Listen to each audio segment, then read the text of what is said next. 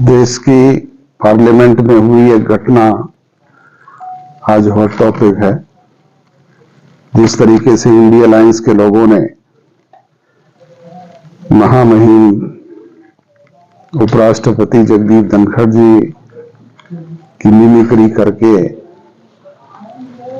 और कांग्रेस के बड़े नेता राहुल गांधी जी ने उसकी वीडियो बना करके देश के संवैधानिक पद को जो ठेस पहुंचाने का काम किया है वो बहुत ही निंदनीय है।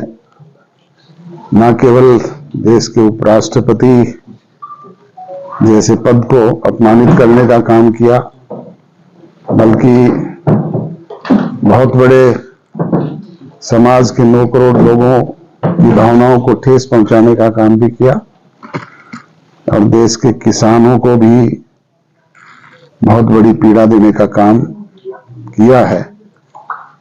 और या तो वो उसकी माफी मांगे। जननायक जनता पार्टी इसकी घोर निंदा करती है और चेतावनी देती है कि अगर वो माफी नहीं मांगेंगे तो आगामी चुनाव में कांग्रेस को और इंडिया अलायंस के लोगों को उससे भी गंभीर परिणाम भुगतने पड़ेंगे।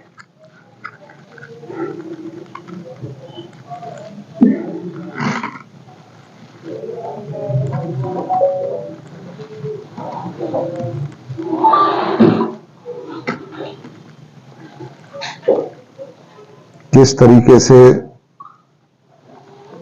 महत्वपूर्ण पदों पर बैठे हुए लोग इस तरह की घटनाओं को घटित करने का काम करते हैं और फिर उसकी खिल्लियां उड़ाते हैं, ये बहुत ही निंदनीय है। ऐसे लोगों से देश के लोग क्या उम्मीद कर सकते हैं, आप सहज ही अंदाजा लगा सकते हैं।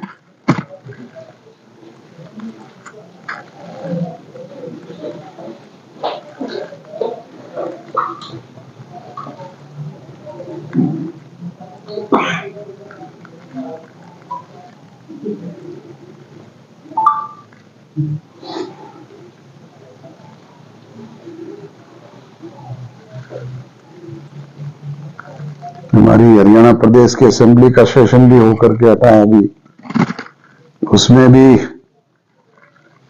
विधानसभा के अंदर विपक्ष का रवैया कुछ और था और मीडिया के अंदर कुछ और है।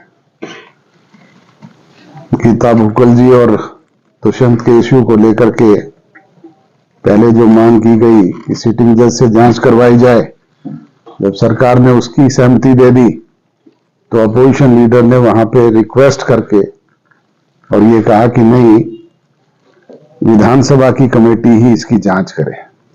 और अब जब विधानसभा की कमेटी बना दी गई तो उसकी बाहर आकर के मीडिया में दूसरी बात करते हैं।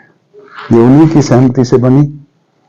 बाकायदा स्पीकर के चैम्बर में बैठ करके 5 सदस्यीय लोगों ने निर्णय किया था और वो कमेटी गठित की गई। आज गीता भुक्कल उसके लिए कोई और बयान देती है और भूपेंद्र सिंह हुड्डा कुछ और बयान देते हैं। तो ये इनके दोगले चरित्र को दर्शाता है। पूछने के लिए क्वेश्चन नहीं थे, सरकार से जवाबदेही की बात करते हैं। सरकार ने तो हर बात का खुल करके जवाब दिया और उनको बताने का काम किया है। अब उनके पास कोई इशू ही ना हो तो क्या किया जाए।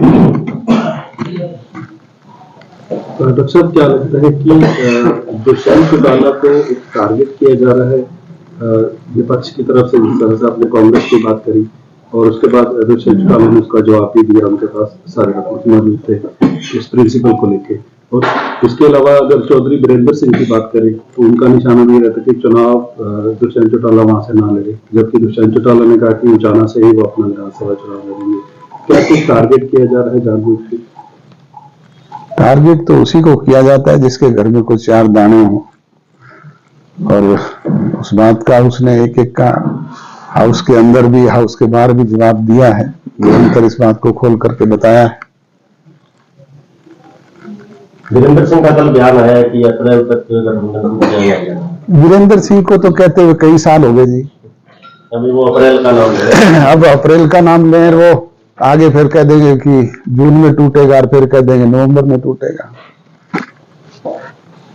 वीरेंद्र सिंह ना तो अधिकारित हैं, गठजोड़ हुआ है दुष्यंत चौटाला और अमित शाह जी के बीच में, और उसे तोड़ने का अधिकार किसी को है तो उन दोनों को ही है। वीरेंद्र सिंह किस हैसियत से कहते हैं, उनकी पोजीशन क्या है पार्टी में, पहले वो तो साबित करेंगे। एक प्राइमरी मेंबर हैं वो, प्राइमरी मेंबर के कहने पे पार्टी को निर्णय लिया करती है क्या? वो कहते हैं गठबंधन नहीं टूटा तो मैं पार्टी छोड़ दूंगा। छोड़ दें, रोकता कौन है?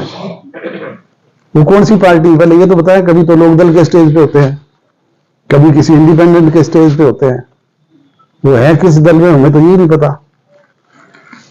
अभय चौटाला ने भी विधानसभा में आरोप लगाए हैं कि गठबंधन सरकार में बैठे जो मंत्री हैं या उप मुख्यमंत्री हैं, तमाम लोग भ्रष्टाचार कर रहे हैं और जांच नहीं होने दे रहे मामले की। अभय सिंह चौटाला जी के सेशन का पहला, जब इस विधानसभा का पहला सेशन था, उसमें एक बयान था, वो सुन लेना आप। उसमें उन्होंने ये कहा था कि मेरे पास ऐसी ऐसी बातें हैं कि मैं बोल दूंगा तो ये लोग शक्ल दिखाने के लायक नहीं रहेंगे।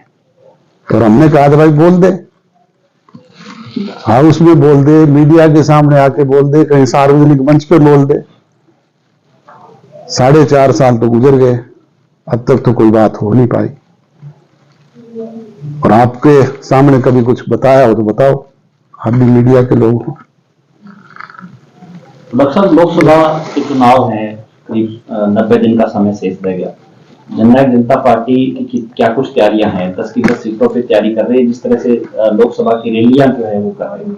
हम एनडीए के पार्ट हैं, मिलकर के चुनाव लड़ेंगे और निरंतर हमारा जनसंपर्क अभियान मिशन 2024 जो है वो जारी है। 5 संसदीय क्षेत्रों में अब तक हम रैलियां कर चुके हैं और छठा 24 तारीख को करनाल में होने जा रहा है। ये सिलसिला लोकसभा के चुनाव तक जारी रहेगा। सर, राजस्थान इलेक्शन के अंदर भी एनडीए के पार्ट थे, लेकिन वहां पर आप अलग चुनाव लड़े थे, एनडीए के पार्ट नहीं थे। चुनाव तो हम यहाँ पे भी अलग अलग लड़े थे, हरियाणा प्रदेश में भी अलग अलग लड़े थे, उसके बाद शामिल हुए और उसके बाद ही हमें एनडीए में शामिल किया गया था। सर, एक 2 दिन से लगातार एक बात आ रही है कि अफसरशाही बहुत ज्यादा हावी है हरियाणा सरकार के अंदर। पिछले दिनों ज्ञानचंद गुप्ता जी को एक शिकायत भी दी गई थी, अंबाला के डीसी और चौधरी रणजीत सिंह ने शिकायत दी है कि सिरसा के डीसी का रवैया भी सही नहीं है। उसके लिए अलग किया गया है, उनको बुलाया गया है, तो सरकार अपने लेवल पे फैसला लेगी। अफसरशाही है हावी है सरकार के अंदर। मैं तो नहीं कहता और डिप्टी कमिश्नर सिरसा के लिए तो कतई नहीं कह सकता। वो तो रात दिन काम करने वाले आदमी हैं, आधी रात भी फोन करो तो टेलीफोन पे रिप्लाई होता है, काम करके बताने का काम भी करते हैं। डॉक्टर साहब, कांग्रेस की तरफ से एक अभियान शुरू किया गया है क्राउड फंडिंग का। उनका कहना है कि बॉन्ड के जरिए 95% पैसा जो है बीजेपी को जाता है और उन्होंने एक अभियान शुरू किया है लोगों से मदद की अपील की। कैसे मानते हैं? तो उनका इंटरनल मैटर है, इकट्ठा करें लोग, स्वेच्छा से जो उनको देंगे ले लेंगे। 24 तारीख को जनाक्रोश रैली भी है, किसान मजदूर जनाक्रोश रैली जी। उनका कहना है कि 750 के करीब किसान जो है वहाँ आंदोलन में गुजर गए, लेकिन उनके कोई उनको मुआवजा नहीं दिएगा और जो वादे किए गए थे वो पूरे नहीं हुए। वादे नहीं किए गए पूरे तो उन किसान संगठनों ने, जिन्होंने ये बैठ करके तय किया था, वो करें इस बात को। कांग्रेस तो उस वक्त ना मध्यस्थ थी और ना ये बीच में थे कहीं। कृषि बिलों के बाद सेंट्रल गवर्नमेंट एमएसपी गारंटी कानून नहीं लेके आ रही, तो पंजाब सरकार ने कहा कि अगर सेंटर नहीं लेके आएगी तो स्टेट लेवल पे ले आएगी। तो आप इस चीज के पक्षधर हैं भी, अगर सेंटर नहीं लाती तो हरियाणा गवर्नमेंट भी अपने हरियाणा प्रदेश तो पहले ही 15 फसलों पर एमएसपी प्राइस देने का काम कर रहा है और हम तो इस बात के सदैव पक्षधर रहे हैं। तो समय नशा बढ़ रहा है और ग्रामीण अंचल में खेलों को बढ़ावा देने के लिए जो आपने ये योजना शुरू की है, ये क्या सिरसा में ही है पूरे हरियाणा में? नहीं, पूरे हरियाणा प्रदेश में। थोड़ा सा डिटेल दे दीजिए। अभी तो फर्स्ट फेज में हमने सिरसा में क्रिकेट के इस तरह के आयोजन रखे हैं जिससे नौजवानों को खेल के मैदान में ज्यादा से ज्यादा लेकर के जाएं, उनको प्रोत्साहित करें और नशे से दूर करने का काम करें। ये सिलसिला पूरे प्रदेश में हमारा चलेगा। पहले भी हमने खिलाड़ियों को किट बांटे हैं, जहां कहीं भी उन्होंने कहा उनको जिम दिए हैं, उनको दूसरे खेल के सामान उपलब्ध करवाए हैं। डॉक्टर साहब, जगपा ने जो लोगों से वादे किए थे चुनाव से पहले, वो कितने % सफल हुए हैं और कितने बाकी रह गए? कौन से मेन वादे हैं जो अभी पूरे करने हैं? मेन वायदा हमारा एक तो 75% जो नौजवान को आरक्षण देने का था वो अभी कानूनी पेचीदगियों की वजह से सुप्रीम कोर्ट में है, और दूसरा 5100 रुपए पेंशन देने का जो वायदा हमने किया था वो हम अब तक नहीं दे पाए हैं। अदरवाइज हमने जो भी बातें कही थी वो पूरी की है। किसानों का भी था उनका। किसानों को कोई हरियाणा प्रदेश में दिक्कत आई हो तो आप बताओ। समय पे उनका भुगतान हुआ है, फसल का दाना दाना खरीदा है, एमएसपी प्राइस सबसे ज्यादा हरियाणा प्रदेश में मिलती है। नहीं, अभी जो कॉटन है वो उस रेट में नहीं बिक रही किसानों को। कॉटन बेचने के लिए खाद की समस्या है, ये की समस्या है। अब ये तो रूटीन के मैटर हैं, छोटी मोटी समस्याएं तो आती रहती है, पर सरकार ने हर संभव प्रयास किया है कि उन्हें दूर किया जाए। तो अभी 1 साल के आसपास डॉक्टर साहब है विधानसभा चुनाव में, तो 3000 से ज्यादा बढ़ाने की आपकी कोशिश होगी पेंशन को? बिल्कुल बिल्कुल होगी। तो बार बार सार्वजनिक मंचों पे भी इस बात को दोहराते हैं कि जब भी मौका लगेगा 5100 करने का काम करें। साथ ये भी कहते हैं कि हमारे 10 विधायक हैं, इसलिए ये हो नहीं पाएगा, और जब 50 हो जाएंगे तब हम कर पाएंगे। हमने 10 विधायकों की बदौलत सरकार में भागीदारी करके बहुत सारी बातें जो हमने की थी उनको पूरा करवाया है, और ये भी करवाएंगे। मिशन दुष्यंत 2024 से का बयान है जेडीपी का जी, बताइए सर, अगर आप एनडी के साथ चुनाव लड़ेंगे तो इसको किस तरह पूरा कर पाएंगे? ये तो फैसला जनता जनार्दन ने करना है। कभी भारतीय जनता पार्टी हमारे साथ छोटे दल के रूप में शामिल थी, आज वो बड़े राजनीतिक दल के रूप में है, हम छोटे दल हैं। तो ये तो फैसला प्रजातंत्र में प्रदेश की, देश की जनता करती है।